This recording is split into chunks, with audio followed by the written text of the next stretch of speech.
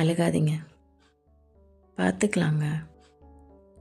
இதை விட நீங்கள் பெரிய பெரிய பிரச்சனையெல்லாம் பார்க்க தானே செஞ்சீங்க. இதெல்லாம் ஒரு விஷயமா? பார்த்துக்கலாம். ஒரே ஒரு வேத வாக்கு மாதிரி வச்சுக்கோங்க. என்னால் முடியும், என்னால் மட்டும்தான் முடியும், என்னால் முடியாதது இந்த உலகத்தில் இருக்க யாராலையும் முடியாது. இந்த பிரச்சனையிலேருந்து நான் வெளியே வரணும் அப்படின்னு நான் முடிவெடுத்துட்டா அதை கண்டிப்பாக நான் வெளியே வந்தே தீர்வேன். இப்படிங்கிற முடிவை நீங்கள் எடுத்துட்டிங்கன்னா கண்டிப்பாக அந்த பிரச்சனையிலேருந்து வெளியே வந்துடுவீங்க. வெளியே வர்றது மட்டும் இல்லைங்க, அந்த பிரச்சனையை இப்படிங்கிற நேரத்தில் சொடக்கு போகிற நேரத்தில் சமாளித்து வெளியே வந்துடுவீங்க. இதை விட எவ்வளோ பெரிய பிரச்சனையெல்லாம் பார்த்துருக்கீங்க. இதெல்லாம் ஒரு விஷயமா? சமாளிச்சிடலாங்க.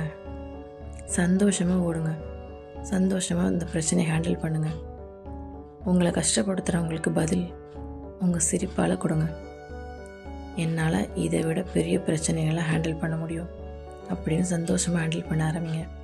பிரச்சனையை உங்களை பார்த்து பயந்து ஓட ஆரம்பிச்சிடும். ஐயோ, இவளுக்கு என்ன கஷ்டம் கொடுத்தாலும் பயப்பட மாட்டாளே, இவன் என்ன பண்ணாலும் அவன் பாட்டு சிரிச்சுக்கிட்டு சமாளித்து சந்தோஷமாக இருக்கானே அப்படின்னு அதுவே கடுப்பாயிடும். ஸோ எவ்வளோ பிரச்சனை வந்தாலும் சிரித்த முகத்தோடு ஹேண்டில் பண்ணி பிரச்சனையை பயந்து ஓட விடுங்க. பார்த்துக்கலாங்க. முருகர் நம்ம கூட இருக்கார். அவர் என்றைக்குமே சோதிக்கிற கடவுள் தானே தவிர கைவிடுற கடவுள் கிடையாது. அவரை கெட்டியமாக பிடிச்சிக்கோங்க. என்ன பிரச்சனை வந்தாலும், நீ எவ்வளோ பிரச்சனை கொடுத்தாலும் நான் சிரித்த முகத்தோடு ஹேண்டில் பண்ணுற தைரியத்தை மட்டும் எனக்கு கொடுங்கப்பா, மிச்சத்தெல்லாம் நான் பார்த்துக்கிறேன் அப்படின்னு சொல்லுங்கள்.